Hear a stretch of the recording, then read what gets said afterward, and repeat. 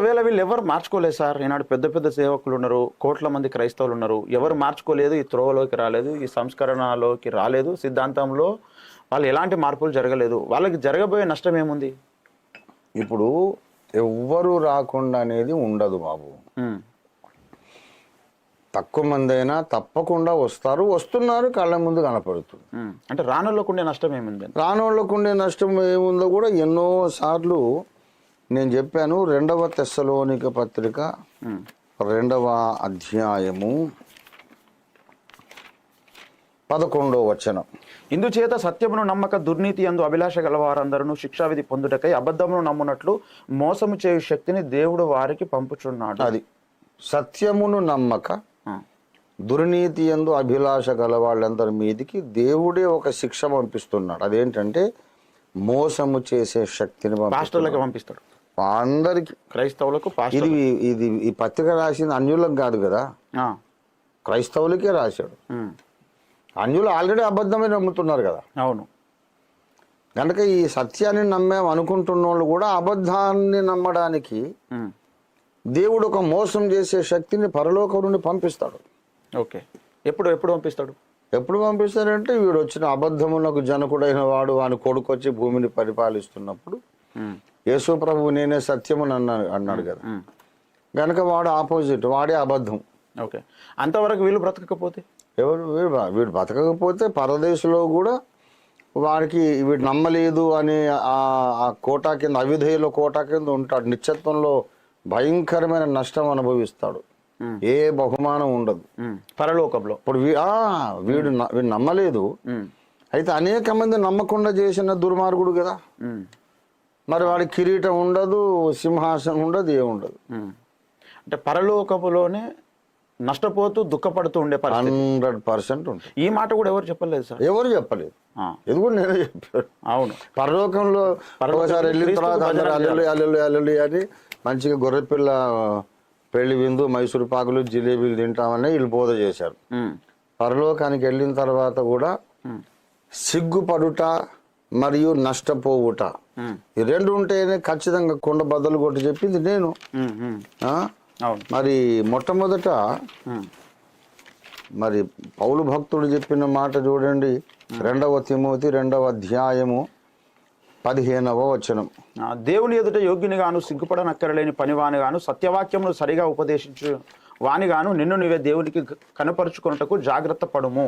గనుక సిగ్గుపడనక్కరలేని పనివాడు అని అంటే సిగ్గుపడే పని వాళ్ళు ఉంటారని అర్థం. కనుక చాలా మంది పరలోకానికి వస్తారు కానీ సిగ్గుపడతారు. ఇదొక విషయం. 1 కొరింథీ 3వ అధ్యాయము 15వ వచనం. వాని పని కాల్చివేయబడిన ఎడల వానికి నష్టము కలుగును, అతడు తన మట్టుకు రక్షింపబడును గాని అగ్నిలో నుండి తప్పించుకున్నట్టు రక్షింపబడును. కనుక వీడు నష్టపోతాడు.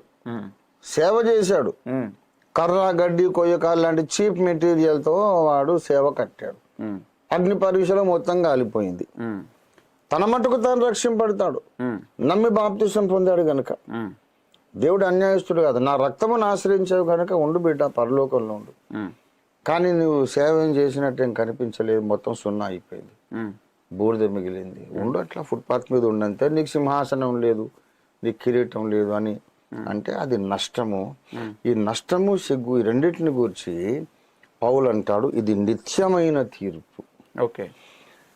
తీర్పు దినాన మనకు ఒకవేళ సిగ్గు కలిగినా నష్టము కలిగినా అది నిత్యత్వం అంతా ఉంటుంది. హెబ్రీ 6వ అధ్యాయము 2వ వచనం. విశ్వాసము బాప్సం కూర్చిన బోధయు హస్తనిక్షేపణమును మృతుల పునరుత్థానమును నిత్యమైన తీర్పును అను పునాది మరలా వేయక క్రీస్తును కూర్చిన మూలోపదేశమాన్ని సంపూర్ణమౌటకు సాగిపోదాము. The foundational teaching of the eternal judgment. నిత్యమైన తీర్పు ఒకటి ఉన్నది అనే పునాది. ఆ తీర్పు దినాన చాలా మంది సిగ్గుపడతారు, చాలా మంది నష్టపోతారు. ఆ సిగ్గు, ఆ నష్టం, ఆ అవమానం, ఆ నష్టం ఇంకా ఎల్లకాలం ఉంటుంది. 1,000,000 సంవత్సరాలు, 100,000,000 సంవత్సరాలు, యుగాలు అయినా సరే అది పోదిక. ఓకే. ఎప్పటికి అలాగే ఉంటుంది. వాళ్ళు తెచ్చిన ఆత్మలు ఉన్నారు కదా చాలా మంది. ఉంటారు. వాళ్ళు కూడా వీళ్ళని తిడతారు, ఏమయ్యా నువ్వు చేయబట్టి మేము ఇక్కడ ఉన్నాం, పనికి మళ్ళీ నీకు చర్చికి వచ్చి నీకు దశంభాగాలు ఇచ్చి నీ కాళ్ళు బిసికితే మా కిరీటాలు ఎక్కువ చేసావు, దుర్బోధనలో పెంచాం. అసలు కిరీటం కావాలనే కోరికనే లేదు కదా సార్ క్రైస్తవులు. జిలేబీలు మైసూరు పాకులు కావాలి, అంతే ఇక్కడ కావాలి అక్కడవే. ఓకే, అంటే ఇప్పుడు దీంట్లో ఒక భయంకరమైన పెనుమార్పే క్రైస్తవ సమాజంలో రావాల్సింది కదా సార్. అది కదా మనం తలపెట్టింది, ప్రతిపాదిస్తున్నది, మనం డిమాండ్ చేస్తున్నది, బలంగా ఈ సందేశాన్ని సమాజంలోకి తీసుకెళ్తున్నది మనమే. అప్పుడు ఇక్కడ ఉన్న బోధకులందరికీ ఇప్పుడు మీరే పెద్ద పాస్టర్ అవుతారు కదా సార్. అట్లయితే ఏమో అక్కర్లేదు. ఇంకోటి కూడా చెప్పాను, నేను మహాప్రవక్తను నేనని ఎప్పుడు చెప్పుకోలేదు. ఈ పనికి మళ్ళీ కుక్కలు మర్చిపోయి ఉంటాయి కానీ ఎన్నిసార్లు చెప్పాను, నన్ను ఏలియా ఏలియా ఏలియా అని అనకండి. నేను అంచకాలపు ఏలియాను కాదు. ఈ ప్రసంగం కూడా ఉంది. యూజ్లెస్ బగ్గర్స్ వాళ్ళకు ఏమన్నా మనసాక్షి ఉంటే గుర్తు చేసుకోవాలా. నేను ఏలియాలను తయారు చేసే ఒక సేవకుణ్ణి. నేను చెప్పేది నేను ఏలియానని గుర్తుపట్టండి అని కాదురా. మీరందరూ ఏలియాలు కండి. వందల మంది, వేల మంది, లక్షల మంది ప్రపంచ క్రైస్తవులందరూ ఏలియాలై అందరూ సింహగర్జన చేయండి. మీరు ఎన్నాళ్ల వరకు రెండు తలంపుల మధ్య తడబడుచుందురని ఏలియాలాగా సింహగర్జన ప్రతి ఒక్కరూ చేయండి. మీరందరూ ఏలియాలు కండి.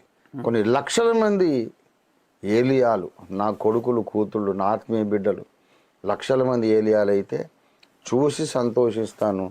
పరలోకానికి వెళ్ళినాక నాకు ఏం బహుమానం కూడా వద్దు, యేసయ్య పాదాల దగ్గర ఉంటే చాలు. ఎన్నిసార్లు చెప్పాను. చాలా సరే.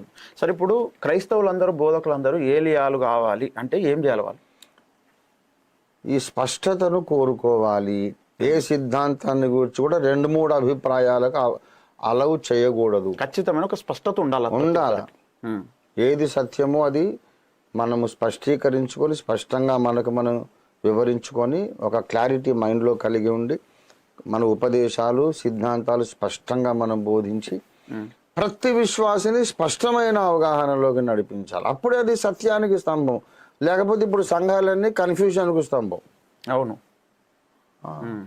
ఇప్పుడు కన్ఫ్యూజన్ అనేది ఉంటే అది సైతానికి హెల్ప్ అవుతుంది.